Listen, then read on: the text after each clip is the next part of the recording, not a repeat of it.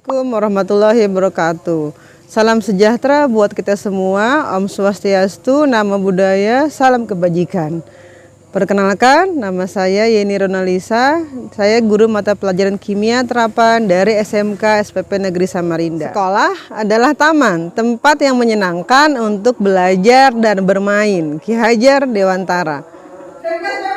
Bisa, bisa, bisa. Asik, asik, asik. Tetap semangat. Tetap semangat. Ketika melaksanakan pembelajaran diferensiasi, saya bertemu dengan keunikan individual. Pembelajaran berdiferensiasi merupakan manifestasi pembelajaran yang berpihak kepada murid. Yang saya rancang, saya laksanakan dan saya nilai selanjutnya untuk memenuhi kebutuhan individual murid saya dengan memperhatikan kesiapan belajar, minat belajar, dan profil belajar siswa. Pembelajaran diferensiasi haruslah berakar pada kebutuhan belajar murid. Bagaimana saya sebagai guru merespon kebutuhan belajar tersebut. Sehingga saya berharap ketika selesai melaksanakan pembelajaran diferensiasi di sekolah, menurut saya merasa didukung, merasa sukses, dan ketika mereka menemukan kesulitan, mereka yakin akan bisa menyelesaikan kesulitan itu dengan kekuatan mereka. Pembelajaran berdiferensiasi yang saya lakukan dimulai dengan melakukan survei dan mencari informasi tentang kesiapan belajar, minat belajar, dan profil belajar siswa melalui asesmen diagnostik non-kognitif dan kognitif.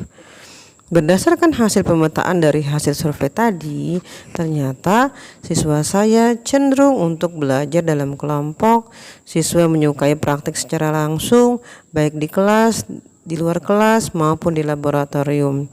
Siswa-siswa pada umumnya masih berpikir konkret, sehingga pembelajaran harus dikonkretkan untuk menghantarkan kepada konsep kimia yang abstrak.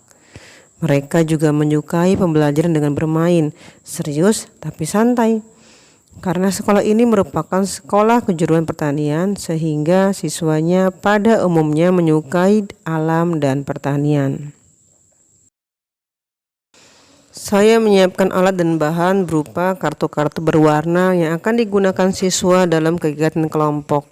Kelompok disusun berdasarkan variasi kemampuan dan karakteristik siswa. Masing-masing kelompok diberi tugas untuk memilih kartu-kartu yang sesuai dengan materi yang sudah diberikan dan menyusun kartu-kartu tersebut di tempat yang mereka anggap istimewa dengan cara mereka sendiri. Sebagai guru, saya memfasilitasi kegiatan kelompok dengan memberikan arahan dan bimbingan kepada semua kelompok dalam proses pembelajaran. Yang mana sifat fisika, yang mana sifat kimia. Kalau mau bertanya, buka bukunya. Cari bukunya bagian wujud materi, sifat kimia, sifat fisika. Meskipun kemampuan dan minat siswa berbeda-beda, bagi saya siswa tetap harus dilatih kemampuan abad 21, yaitu 4C, Communication, Collaboration, Creativity, and Critical Thinking. Jadi, siswa dilatih mengkomunikasikan hasil kerja mereka sesuai konsep kimia yang dibahas kelompoknya. Mereka dilatih kritis melalui alasan-alasan mengapa memilih kartu-kartu tersebut. Mereka juga dilatih berkolaborasi dalam kelompok dan kreatif dalam mendesain letak-letak kartu mereka di tempat yang mereka pilih. Assalamualaikum warahmatullahi wabarakatuh. Di sini saya akan menjelaskan perubahan fisika. Yang pertama, ini ada gambarnya, gambar es batu. Kenapa disebut perubahan fisika? Karena kan misalnya es batu ini cair, Bu. Terus kan bisa dibekuin lagi jadi es batu lagi. Terus yang kedua, ini ada beku nih, Bu, apa nih, Bu? Salju pokoknya, Bu. Kan salju dia gimana ya? cair terus bisa dianu lagi Bu, sama kayak es batu. Yang ketiga ada kertas. Kalau kertas ini Bu, dia sifatnya tidak bakal berubah. Hanya Dia berubah dipotong-potong, secara fisik. Iya, hanya berubah secara fisik. Biar dipotong namanya tetap kertas. Terus ada perubahan kimia. Yang pertama perkedel goreng. Ini yang terjadi sama perkedel goreng ini perubahan warna dan perubahan rasa. Melalui kegiatan ini, saya yakin telah melakukan diferensiasi konten, diferensiasi proses, dan diferensiasi produk. Setelah tugas kelompok selesai, maka mereka akan berkunjung ke kelompok lain untuk saling menyampaikan hasil kerja kelompok masing-masing, sehingga pada akhir kegiatan semua kelompok dapat memahami hasil diskusi setiap kelompok. Setelah semua kelompok menuntaskan rangkaian kegiatan, saya melakukan refleksi dan memberikan evaluasi untuk mengetahui sejauh mana siswa memahami materi yang sudah dipelajari. Merupakan zat tunggal yang nggak bisa dipecah lagi melalui reaksi kimia apapun.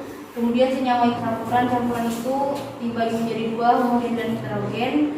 Campuran homogen itu campuran yang sudah dijadikan satu, zatnya nggak bisa terlihat lagi di ruangan keranjang, dipisah-pisahnya. Terus apa yang kita lakukan tersebut?